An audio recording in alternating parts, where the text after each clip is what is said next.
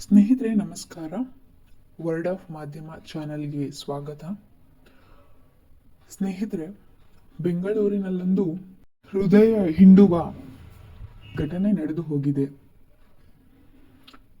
ಈ ಘಟನೆ ನಡೆದದ್ದು 6/1/2025 ಈ ಘಟನೆ ನಡೆದಿರುವಂಥದ್ದು ಬೆಂಗಳೂರಿನ ಸದಾಶಿವನಗರದ RMV ಎಕ್ಸ್ಟೆನ್ಷನ್ನ ಸೆಕೆಂಡ್ ಸ್ಟೇಜ್ನ ಒಂದು ಬಿಲ್ಡಿಂಗ್ನಲ್ಲಿ ಈ ಘಟನೆ ನಡೆದೋಗಿದೆ. ತಾವು ಹೆತ್ತ ಮಕ್ಕಳಿಗೆ ವಿಷವನ್ನು ಉಣಿಸಿ ತಾವು ಸಹ ಆತ್ಮಹತ್ಯೆಗೆ ಶರಣಾಗಿದ್ದಾರೆ. ಒಂದೇ ಮನೆಯ 4 ಆತ್ಮಹತ್ಯೆ ಮಾಡಿಕೊಂಡಿದ್ದಾರೆ. ಯಾರಿವರು? ಏನಿದು ಪ್ರಕರಣ? ಇವರ ಸಮಸ್ಯೆ ಏನು? ಎಲ್ಲವನ್ನ ವಿವರಿಸ್ತಾ ಹೋಗ್ತೀನಿ, ಬನ್ನಿ ಸ್ನೇಹಿತರೆ. ಈತನ ಹೆಸರು ಅನೂಪ್ ಕುಮಾರ್, ವಯಸ್ಸು 38 ವರ್ಷ. ಈಕೆಯ ಹೆಸರು ರಾಖಿ, 32 ವರ್ಷ. ಇವರು ಮೂಲತಃ ಉತ್ತರ ಪ್ರದೇಶನ ಅಲಹಾಬಾದ್ನವರು. ಇವರು ಪ್ರೀತಿಸಿ ವಿವಾಹವನ್ನ ಆಗಿರುತ್ತಾರೆ. ಈ ದಂಪತಿಗಳಿಗೆ 2 ಮುದ್ದಾದ ಮಕ್ಕಳು ಸಹ ಇರ್ತಾರೆ. ಮೊದಲನೇದು ಹೆಣ್ಣು ಮಗು 5 ವರ್ಷ, ಎರಡನೇದು ಗಂಡು ಮಗು 2 ವರ್ಷ. ಈ ಅನೂಪ್ ಕುಮಾರ್ ಅವರಿದ್ದಾರಲ್ಲ, ಅವರು ಒಂದು ಪ್ರತಿಷ್ಠಿತ ಕಂಪನಿಯಲ್ಲಿ ಇಂಜಿನಿಯರ್ ಆಗಿ ವರ್ಕ್ ಮಾಡ್ತಿದ್ದಾರೆ. ಅವರ ಪತ್ನಿಯೂ ಸಹ ಅದೇ ಕಂಪನಿಯಲ್ಲಿ ವರ್ಕ್ ಮಾಡ್ತಿರ್ತಾರೆ. ಇಬ್ಬರಿಗೂ ವರ್ಕ್ ಫ್ರಮ್ ಹೋಮ್. ಇವರು ಸದಾಶಿವನಗರದ RMV ಎಕ್ಸ್ಟೆನ್ಷನ್ನ ಸೆಕೆಂಡ್ ಸ್ಟೇಜ್ನ ಒಂದು ಬಿಲ್ಡಿಂಗ್ ಅಲ್ಲಿ ವಾಸವಿರ್ತಾರೆ. ಕಳೆದ 2 ವರ್ಷದಿಂದ ಬಾಡಿಗೆದಾರರಾಗಿ ವಾಸವಿರ್ತಾರೆ. ಇವರು 3 ಜನ ಕೆಲಸದವರನ್ನು ಸಹ ಇಟ್ಕೊಂಡಿರ್ತಾರೆ. ಒಬ್ರು ಪಾತ್ರೆ ತೊಳೆಯೋಕ್ಕೆ, ಇನ್ನೊಬ್ರು ಅಡುಗೆ ಮಾಡೋಕ್ಕೆ, ಮತ್ತೆ ಇನ್ನೊಬ್ರು ಮಗುವನ್ನ ಅವರ 2ನೇ ಮಗುವನ್ನ ನೋಡ್ಕೊಳ್ಳೋದಕ್ಕೆ. ತುಂಬಾನೇ ಚೆನ್ನಾಗಿ ಲೈಫ್ ಲೀಡ್ ಮಾಡ್ತಾ ಇರ್ತಾರೆ. ಇವರ ಮನೆ ಕೆಲಸದವರಿಗೆ ಪ್ರತಿಯೊಬ್ಬರಿಗೂ 15,000 ಸಂಬಳವನ್ನ ನೀಡ್ತಾ ಇದ್ದಾರಂತೆ. ಯಾವುದೇ ಆರ್ಥಿಕ ಸಮಸ್ಯೆ ಕಂಡು ಬಂದಿಲ್ಲ ಇವರ ಲೈಫಲ್ಲಿ ಅಂತ ಮನೆ ಕೆಲಸದವರು ಹೇಳ್ತಾ ಇದ್ರು. ಇಷ್ಟೆಲ್ಲ ಚೆನ್ನಾಗಿ ಲೈಫ್ ಲೀಡ್ ಮಾಡ್ತಾ ಇದ್ರು. ಇವರು ಸಾಯುವಂತ ಪರಿಸ್ಥಿತಿ ಏನಾಗಿತ್ತು, ಏನ್ ಸಮಸ್ಯೆ ಇತ್ತು ಇವರಿಗೆ, ಅದನ್ನ ನಾನು ವಿವರಿಸ್ತಾ ಹೋಗ್ತೀನಿ, ಬನ್ನಿ ಸ್ನೇಹಿತರೆ. ಇವರಿಗೆ ಒಂದು ಹೆಣ್ಮಗು ಇತ್ತು ಅಂತ ಹೇಳೋದ್ನಲ್ಲ, ಆ 5 ವರ್ಷದ ಮಗುವಿಗೆ, ಆ ಮಗು ಮೆಂಟಲಿ ಅಬ್ನಾರ್ಮಲ್, ಅಂದ್ರೆ ಸ್ವಲ್ಪ ಮಾನಸಿಕ ಅಸ್ವಸ್ಥೆ. ಅದೇ ಒಂದು ಇವ್ರಿಗೆ ಸಮಸ್ಯೆ ಇದ್ದಿದ್ದು. ಆ ಮಗುವಿನ ಎಲ್ಲ ಆಸ್ಪತ್ರೆಗೂ ತೋರಿಸ್ತಾರೆ. ಆ ಮಗುವನ್ನ ಕ್ಯೂರ್ ಮಾಡ್ಬೇಕು ಅಂತ ಎಲ್ಲ ಪ್ರಯತ್ನನೂ ಮಾಡ್ತಾರೆ. ಬಟ್ ಆ ಮಗು ಕ್ಯೂರ್ ಆಗಲ್ಲ. ಈ ರಾಖಿ ಅವ್ರು ಇರ್ತಾರಲ್ಲ, ಅವ್ರ ಮನೆ ಕೆಲಸದವ್ರ ಜೊತೆ ಯಾವಾಗ್ಲೂ ಹೇಳ್ಕೊಳ್ಳೋರಂತೆ, ನಮ್ಗೆ ಯಾಕೆ ದೇವ್ರು ಇಂಥ ಕಷ್ಟ ಕೊಟ್ಟ, ನನ್ನ ಮಗುಗೆ ಯಾಕೆ ಈ ತರ ಬುದ್ಧಿ ಕೊಟ್ಟ, ನಮ್ಮ ಲೈಫಲ್ಲಿ ಯಾಕೆ ಈ ತರ ಮಾಡ್ತಿದ್ದಾನೆ ದೇವ್ರು, ನಾವ್ ಯಾಕೆ ಏನ್ ಪಾಪ ಮಾಡಿದ್ವಿ ಅಂತ ಎಲ್ಲ ಹೇಳ್ಕೊತಾ ಇದ್ರಂತೆ. ಆ ಮಗುಗೆ ಕ್ಯೂರ್ ಆಗ್ತಾ ಇರ್ಲಿಲ್ಲ. ಅದು ಒಂದು ಸಮಸ್ಯೆ.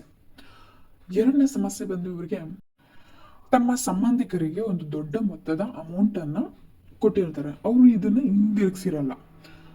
ಸೊ ಸ್ವಲ್ಪ ಆರ್ಥಿಕ ಬಿಕ್ಕಟ್ಟು ಸಹ ಇವ್ರ ಮನೇಲಿ ಬರುತ್ತೆ. ಅಂದ್ರೆ ದೊಡ್ಡ ಮೊತ್ತದ ಅಮೌಂಟ್, ಆರ್ಥಿಕ ಬಿಕ್ಕಟ್ಟು ಇವ್ರಿಗೆ ಬರುತ್ತೆ. ಸೊ ಆ ಸಮಸ್ಯೆ, ಈ ಮಗುಗೆ ಮೆಂಟಲಿ ಆ ಮಗು ಅಬ್ನಾರ್ಮಲ್ಲು, ಅದೊಂದು ಟೆನ್ಷನು. ಮತ್ತೆ ಯಾರೋ ಅಮೌಂಟ್ ಕೊಟ್ಟಿಲ್ಲ, ದೊಡ್ಡ ಮೊತ್ತದ ಅಮೌಂಟ್, ಮತ್ತೆ ಯಾರದ ಪ್ರೀತಿ ವಿಶ್ವಾಸ ಇವ್ರನ್ನ ಕೇಳೋರೆ ಯಾರೂ ಇಲ್ಲ. ಆ ಥರ ಪರಿಸ್ಥಿತಿಯಿಂದ ಅವರು ಡಿಪ್ರೆಷನ್ಗೆ ಹೋಗಿರ್ತಾರೆ. ಕಳೆದ ಭಾನುವಾರ ಅವ್ರ ಮನೆ ಕೆಲಸದವ್ರಿಗೆ ಹೇಳಿರ್ತಾರೆ, ನಾವು ಪಾಂಡಿಚೇರಿಗೆ ಹೋಗ್ತೀವಿ, ಪ್ಯಾಕಿಂಗ್ ಇದೆ, ಸ್ವಲ್ಪ ನೀವು ಬನ್ನಿ ಅಂತ ಹೇಳಿರ್ತಾರೆ ಅಂತೆ. ಸೊ ಅದರಂತೆ ಆ ಮಹಿಳೆ ಅಂದ್ರೆ ಮನೆ ಕೆಲಸದವರು ಹೋಗಿರ್ತಾರೆ. ಹೋಗಿ ನೋಡಿದಾಗ ತುಂಬಾನೇ ಶಾಕ್ ಆಗಿರ್ತಾರೆ. ಏನಕ್ಕಂತಂದ್ರೆ 2 ಮಕ್ಕಳು ಬೆಡ್ ಮೇಲೇನೆ ಸಾವನ್ನಪ್ಪಿರ್ತಾರೆ. ಆ ಗಂಟೆ ಹೆಂಡತಿ ನೇಣಿಗೆ ಶರಣಾಗಿರ್ತಾರೆ.